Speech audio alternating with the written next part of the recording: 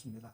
멜기세덱이라고 하는데, 멜기는 말라크, 왕이라고 하는 그런 뜻이고, 세덱은 의롭다고 하는 그런 뜻입니다. 그래서 이 멜기세덱은 의의 왕이라고 하는 그런 뜻도 되고, 나의 왕은 의롭다라고 하는 그런 뜻으로도 해석을 할 수가 있습니다. 히브리서 7장 1절을 보니까 멜기세덱을 세 가지로 말씀을 하고 있습니다. 이 멜기세덱은 살렘 왕이요 지극히 높으신 하나님의 제사장이라. 여러 왕을 쳐서 죽이고 돌아오는 아브라함을 만나 복을 빈 자라. 살렘 왕이라고 하는 말은, 살렘이라고 하는 말은 샬롬, 평화라고 하는 그런 뜻이죠. 그런데 예루살렘을 살롬이라고도 말을 하기도 합니다. 이르라고 하는 말은 도시라고 하는 뜻이고, 살렘, 샬롬, 평화라고 하는 뜻인데, 평화의 도시 그런 뜻이에요. 그러니까 살렘 왕이다, 예루살렘 왕이다, 그런 뜻으로도 볼 수가 있습니다. 지극히 높으신 하나님의 제사장이라고 했습니다. 고대에는 왕이 제사장을 겸하는 것은 너무나 흔한 그런 일이었습니다. 그 다음에 아브라함에게 복을 빈 자라 그랬어요. 그런데 히브리서 7장 3절을 보니까 멜기세덱은 아비도 없고 어미도 없고 족보도 없고 시작한 날도 없고 생명의 끝도 없고 하나님의 아들과 방불하여 항상 제사장으로 있는 사람이다, 그렇게 정의를 했습니다. 이스라엘 사람들은요, 족보를 굉장히 중요하게 생각을 합니다. 오죽하면 예수님을 설명을 할 때 마태복음 1장에서 가장 먼저 예수님의 족보 이야기를 다루잖아요. 아브라함과 누구의 자손? 다윗의 자손, 예수 그리스도의 세계라. 그런데 멜기세덱에 대한 이야기는 아무것도 없어요. 아비도 없고 어미도 없고 족보도 없고 시작도 없고 끝도 없다. 그러니까 멜기세덱은 아주 신비로운 그런 인물입니다. 우리는 멜기세덱이 어떻게 아브라함을 영접했는지 그 이유를 모릅니다. 왜요? 성경에 그 이유가 안 나와 있어요. 우리는 하나님께서 말씀하신 그것밖에 몰라요. 뭐 다양하게 우리는 연구하고 추측을 할 수 있지만, 구약시대 제사장은 누구만 될 수 있었어요? 그렇죠. 레위 지파 중에서도 누구 자손? 그렇죠. 아론의 자손만. 아무도 제사장이 될 수가 없어요. 모세도 제사장이 아닙니다. 그런데 아론 자손이 아닌 유일한 제사장이 성경에 나오는데 바로 멜기세덱입니다. 멜기세덱은 아론보다 무려 500년 전에 사건이 오늘 성경에 기록이 되어 있는 겁니다. 자, 히브리서 6장 20절을 보니까 예수님도 멜기세덱의 반차를 따른 대제사장이라고 말씀을 하셨습니다. 앞서 가신 예수께서 멜기세덱의 반차를 따라 영원한 대제사장이 되어 우리를 위하여 돌아가셨느니라. 예수님이 자신의 몸으로 희생제물이 되어서 돌아가신 그것이 바로 멜기세덱의 반차를 따른 대제사장이라고 설명을 하고 있는 거예요. 자, 반차라고 하는 말은 제사장의 직책을 물려받는 거예요. 아론을 통해서 그 아론의 혈통을 타고 제사장이 내려가는데, 멜기세덱의 반차를 따른 또 다른 제사장 예수님이 있어요. 자, 그러니까 오늘 그 18절 말씀을 보니까, 자, 멜기세덱은 살렘 왕 멜기세덱이라고 설명을 했죠. 그 다음에 그는 어떤 제사장이라고 했어요? 지극히 높으신 하나님의 제사장. 지극히 높다고 하는 말은 가장 높으신 하나님, 가장 존귀하신 하나님, 유일하신 하나님이라고 하는 말이에요. 세상에 어떤 것과 비교할 수 없어요. 가장 높으신 하나님의 제사장이다. 그러니까 이 멜기세덱은 그리스도이거나 그리스도의 모형이라고 할 수가 있는 거예요.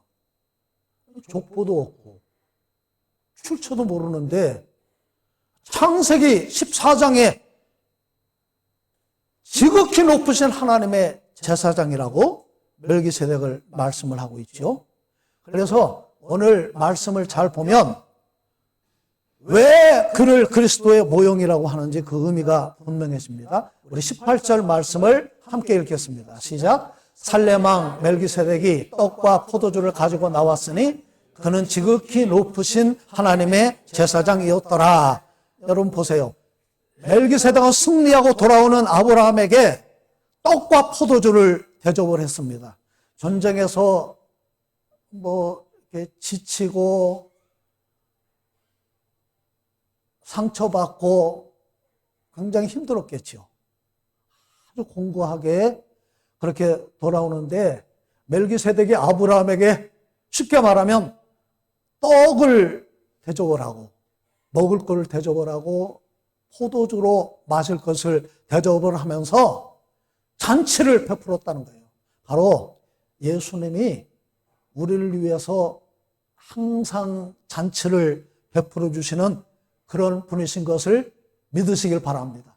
수고하고 무거운 짐진 자들아 다 내게로 오라.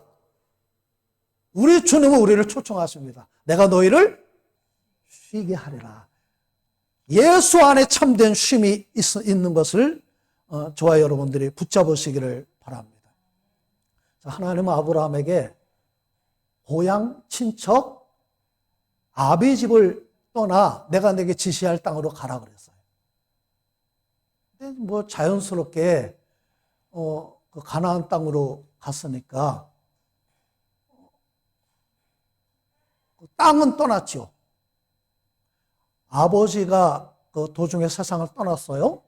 자연스럽게 아버지도 떠났습니다. 그런데 끝까지 떠나지 못한 친척이 있어요. 누구죠? 롯. 그런데 롯과도 헤어지게 됩니다. 창세기 13장 요 바로 전장을 보면 아브라함이 거부가 되고 롯도 거부가 되면서 좁은 땅에서 아브라함도 가축을 키우고 롯도 가축을 키우다 보니까 이 종들끼리 서로 다투는 거예요. 우리 양이 먼저 물을 먹어야 된다.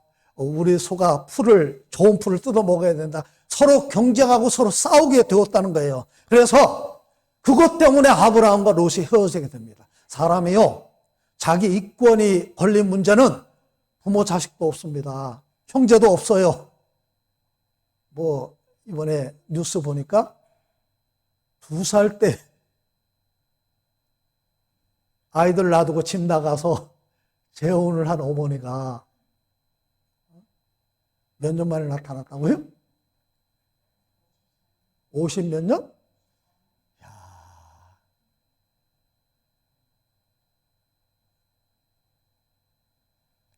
창세기 13장 6절을 보니까 그 땅이 그들이 동거하기에 넉넉하지 못하였으니 이는 그들의 소유가 많아서 동거할 수 없었음이니라. 그러므로 아브라함의 가축의 목자와 롯의 가축의 목자가 서로 다투고 또 가나안 사람과 브리스 사람도 그 땅에 거주하였는지라. 자, 여기 잘 보세요. 아브라함과 롯이 서로 돈 문제 가지고 싸우는 거예요. 재산 문제 가지고 싸우는 거예요. 자, 그런 상황에서 아브라함이 그냥 자기는 이렇게 제3자로 멀리 떨어져 가지고 자기는 상관없는 듯이 이렇게 가만히 방치하지 않았다는 거예요. 자, 우리가 어때요? 부부싸움을 하는데 부부싸움의 문제는 누가 해결해야 돼요? 부부가 직접 해결해야 돼요. 자, 거기에 시집이 들어가고 친정집이 들어가고 시누이가 개입이 되고 누가 개입이 되면 문제가 해결이 됩니까? 문제가 더 커집니까? 문제가 더 커지기가 쉽죠. 바로 그런 상황이에요. 얼마든지 이 분쟁이 확대되고 아브라함도 할 말이 있죠. 야, 내가 부모 없는 너를 데려다가 오늘까지 먹여주고 키웠는데 이제 좀 살만해졌다고 나한테 대들어? 그런데 아브라함은 그렇게 하지 않았어요. 롯을 불러다가 그 앞에다 직접 말하기를 우리가 서로 싸우지 말자.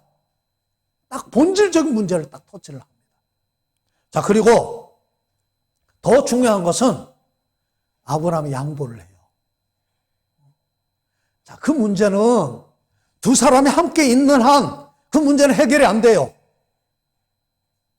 누군가 다른 데로 가든지 아니면 양보를 해야 돼요. 자, 아브라함은 롯에게 그렇게 제안을 합니다. 자, 우리가 여기서 싸울 게 뭐가 있냐. 네가 먼저 선택을 해라. 양보를 하는 거예요. 네가 우하면 내가 좌할 것이고 네가 좌하면 나는 우하겠다. 그래서 아브라함이 양보를 하니까 롯이 얼른 선택을 했지요. 선택한 곳이 소돔과 고모라 땅입니다. 놀랍지요? 창세기 13장 10절 이에 롯이 눈을 들어 요단 지역을 바라본즉 소알까지 온 땅에 물이 넉넉하니 여호와께서 소돔과 고모라를 멸하시기 전이었으므로 여호와의 동산 같고 애굽 땅과 같았더라. 아주 그 땅은 풍요롭고 살기 좋은 그런 땅이었다는 거예요. 그래서 롯이 그 땅을 선택했는데 중요한 것은 소돔과 고모라는 멸망을 당하죠, 나중에. 근데 멸망을 당하기 전에 그 땅은 풍요로운 땅이니까 전쟁이 일어나기 쉬운 거예요. 그래서 그 전쟁이 일어나서 롯이 포로로 붙잡혀 갔다는 겁니다. 그 소식을 듣고 아브라함이 집에서 길리고 훈련한 사람 318명을 거느리고 지금 성경을 보니까 단까지 쫓아갔어요. 다메섹 호박까지 쫓아갑니다. 지금 이제 아브라함은 헤브론이라고 하는 곳에 있는데 보통 이스라엘 땅을 이야기할 때 단에서 브엘세바까지 이야기합니다. 단에서 브엘세바까지는 230km. 헤브론에서 단까지는 한 200km 정도 떨어진 것 같아요. 대단히 멀리 떨어진 그런 거리입니다.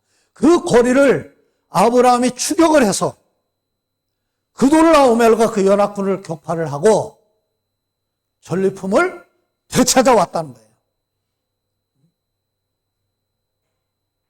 그때 멜기세덱이 승리하고 돌아오는 아브라함을 영접하고 먹이고 대접을 했다. 바로 예수님이죠. 나는 생명의 떡이니 내게 오는 자는 결코 줄이지 아니할 것이요 나를 믿는 자는 영원히 목마르지 아니하리라. 내 살을 먹고 내 피를 마시는 자는 영생을 가졌고 또 뭐라고 말씀하셨어요? 누구든지 목마르거든 내게로 와서 마셔라. 우리 주님은 제한이 없어요. 사람은 사람을 가립니다. 사람은 사람을 구분합니다. 내가 좋아하는 사람, 내가 싫어하는 사람. 사람은 사람을 구분해요. 그런데 우리 주님은 구분하지 않아요. 누구든지 오라는 거예요. 고린도전서 10장 4절을 보니까 이스라엘이 광야 생활을 하는데 목이 말라서 죽게 됐어요. 그럴 때 반석을 쳐서 샘물이 솟아나오잖아요. 그런데 고린도전서 10장 4절을 보니까 그 반석이 누구라고 그랬어요? 예수님이라고 설명을 했습니다. 예수 안에 우리의 갈증을 해결하는 그런 축복이 있다는 거예요. 자, 우리 19절 말씀 함께 보겠습니다. 시작. 그가 아브라함에게 축복하여 이르되 천지의 주제이시오 지극히 높으신 하나님이여 아브라함에게 복을 주옵소서. 아멘. 자, 아브라함을 축복을 하는데 자, 그 상황을 보세요. 지금 아브라함이 그 200km 되는 그 먼 거리를 쫓아가서 기습 공격을 펼쳐가지고 완전히 적군을 박살을 내고 승리하고 전리품을 다 챙겨가지고 돌아오는데 고대 전리품에는 금, 은 뭐 그런 것만 있는 게 아닙니다. 가장 중요한 전리품은 사람이에요. 사람을 노예로 팔아먹기 때문에 사람이 가장 중요한 전리품입니다. 그러면 그 사람들은 붙잡혀가면 다 노예로 팔려가서 비참한 삶을 살 수밖에 없어요. 그런데 그 전리품을 다 챙겨가지고 아브라함이 돌아올 때 사람들이 어떻게 됐을까요? 다 깜짝 놀랐겠죠. 야, 아브라함 대단해. 고맙다. 어떻게 너는 그런 전쟁에서 승리했냐? 다 아브라함을 우러러 보고 존경과 선망의 대상으로 볼 때 멜기세덱은 그 영광을 아브라함에게 돌리지 않았다는 거예요. 복을 비는 것은 그 사람이 복 받기를 원하는 것입니다. 멜기세덱은 아브라함에게 복을 주옵소서 축복했어요. 하나님은 제사장들에게 이렇게 백성들 축복하라고 말씀하셨지요. 여호와께서 내게 복을 주시고 너를 지키시길 원하며 여호와께서 그 얼굴로 내게 비추사 은혜 베풀어 주시기를 원하며 여호와께서 그 얼굴을 내게로 향하여 드사 평강 주시기를 원하노라. 아멘. 그런데 하나님의 축복은 기계적으로 임하는 것이 아니라 유기적으로 임한다는 겁니다. 아무리 복을 빈다고 해도 복을 받을 그릇이 안 되면 복을 못 받는 거예요.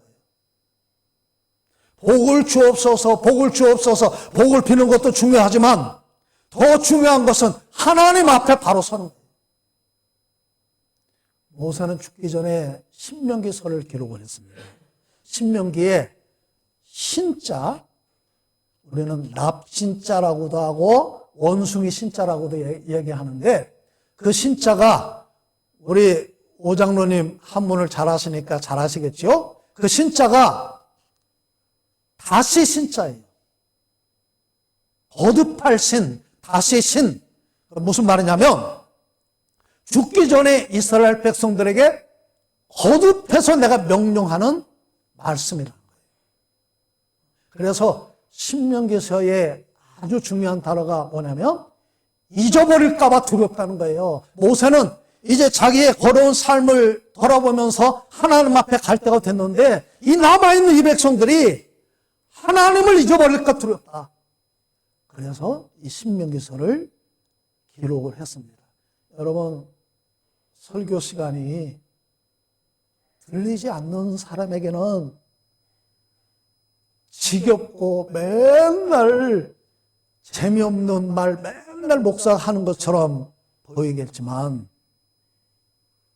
여러분이 이 말씀이 여러분 귀에 들려야 돼요.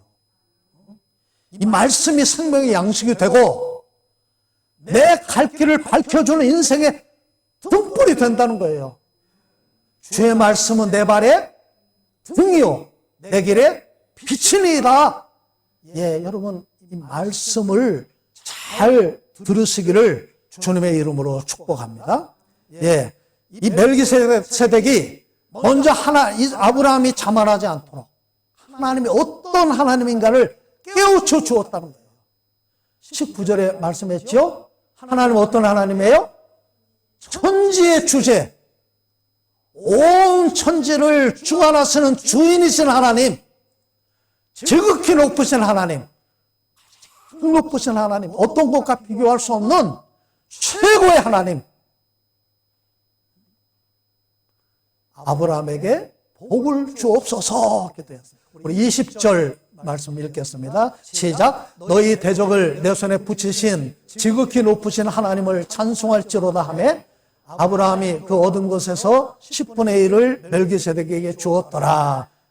그리고 나서 아브라함은 지극히 높으신 하나님을 찬송할지로다. 이 찬송은 하나님을 높인다, 하나님을 자랑한다, 그런 뜻이 있다고 그랬잖아요. 하나님께 영광을 돌린 겁니다.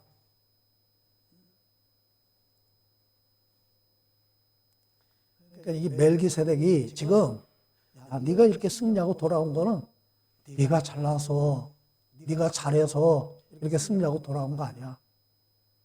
하나님이 너와 함께 하셨기 때문에 내가 승리한 거야. 그것을 아브라함에게 상기시켜 주었다는 거예요. 우연히 이긴 거 아닙니다. 작전이 훌륭해서 이긴 거 아니에요. 이게 뭐냐? 우리 삶의 자리에서 항상 하나님을 인정하라는 거예요. 하나님의 영광을 선포하라는 거예요. 제 아내가 요즘 몸이 좀 안 좋았어요. 코로나 검사도 하고 독감 검사도 했는데 코로나 검사만 여러 번 했어요. 코로나 아닙니다. 독감 아닙니다. 그런데 이렇게 마른 기침, 저는 기침도 하고. 그 다음에 저 결혼식 갔다 와서는 몸에 막 두드러기가 났어요. 그래서 우리는 식중독이라고. 피부과도 가고, 내과도 가고. 엊그제, 금요일 날 아침에 가만히 보니까 횡성에 이비인후과하고 피부과를 겸해서 하는 내과가 있죠. 신명규 내과가 그렇더라고요. 제가 인터넷 보니까. 그래서 거기 가라. 그래서 아침에 일찍 가고 나는 이제 시차례가 있으니까 시차례 가려고 이렇게 준비를 하고 있었습니다.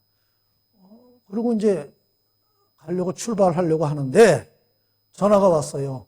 지금 신명규 내과에서 엑스레이다 찍고 했는데 내 쓸개에 돌이 있다고 빨리 수술해야 된다고 그래서 성지병원 가라고 하네요.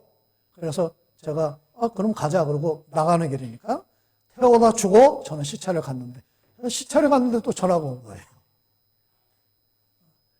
지금 빨리 수술해야 되니까 당장 오라는 겁니다. 그래서 이제 갔더니 이제 의사 선생님 말씀이 저는 이제 당연히 주일 지나고 월요일 날 수술하면 좋겠잖아요.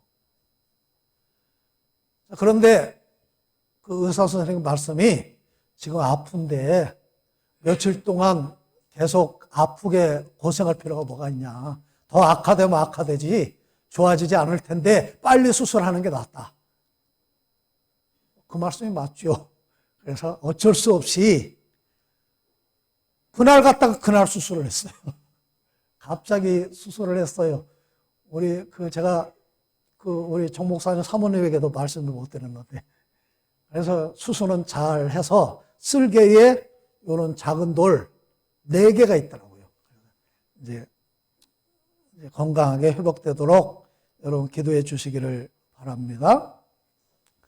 여러분, 내 몸에 이상이 있다고, 쓸개에 돌이 있다고,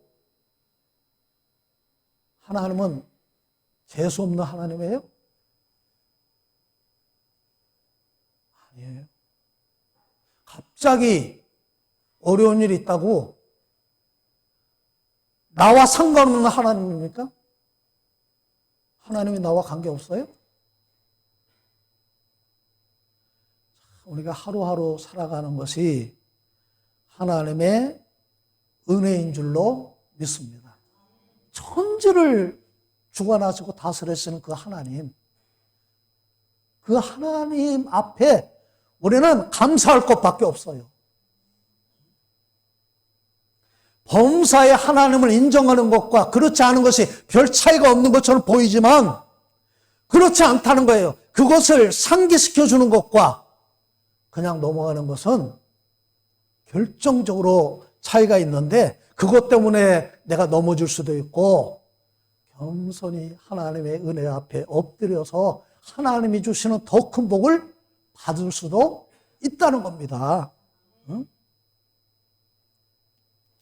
우리가 멜기세덱의 반차를 따라오신 예수님, 그분을 늘 의지하고 천지의 주제이신 하나님, 최고이신 하나님을 늘 깨닫는 은혜가 우리에게 있으시기를 바랍니다. 자, 우리 20절 말씀 보겠습니다. 시작. 너희 대적을 내 손에 붙이신 지극히 높으신 하나님을 찬송할지어다 하매 아브라함이 그 얻은 것에서 10분의 1을 멜기세덱에게 주었더라. 아브라함이 멜기세덱에게 11조를 드렸습니다. 깨우침을 받고 축복받은 후에 11조를 주었어요. 멜기세덱에게 주었지만 하나님께 드린 거죠.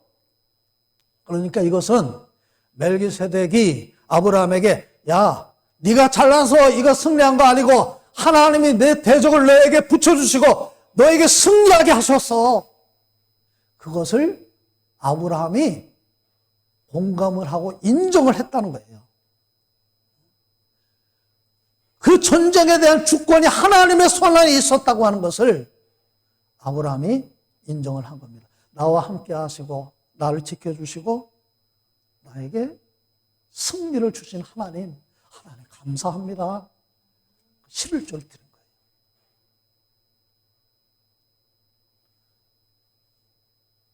사도 바울은 빌립보 교회의 그 성도들에게 헌금에 대해서 이렇게 말씀했습니다. 이는 하나님께서 받으실 만한 향기로운 제물이요 하나님을 기쁘시게 한 것이라.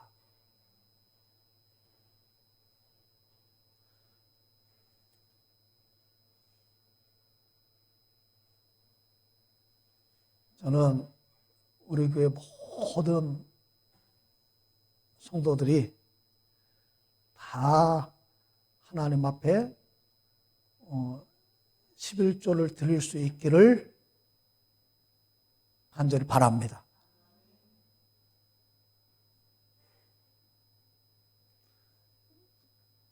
제가 처음 저희 딸들에게 용돈을 줄 때 한 달에 한 번씩 주어봤어요. 근데 어리니까 애들이 용돈을 한 달씩 가지고 있지 못하더라고요. 훌렁 써버리고. 그래서 안 되겠다. 그래서 일주일마다 한 번씩 용돈을 줬는데 내가 처음 용돈 준 게 3,000원씩 주었던 것 같아요. 맞냐? 3,000원 용돈 주면서 3,000원에 11조면 300원이잖아요. 근데 제가 한 달을 모아서 3,000원씩 받아가지고 300원씩 받아가지고 1,200원, 1,500원을 아이들 이름으로 11조를 드렸던 그런 생각이 납니다.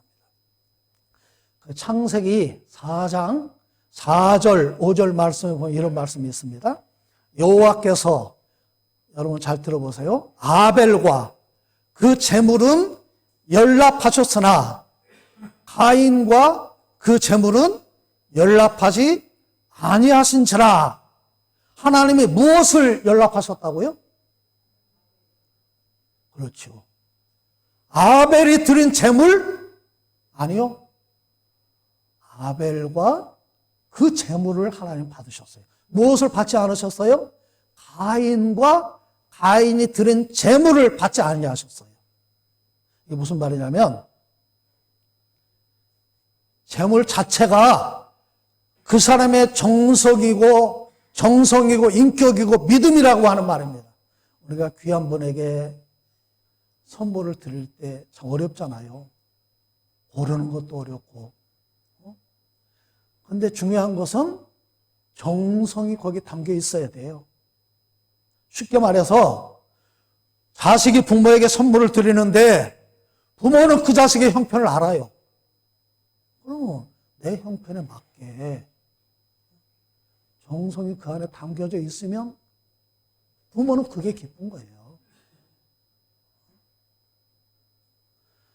사람이 판단하고 사람이 볼 때도 정성으로 드리는 표시가 납니다.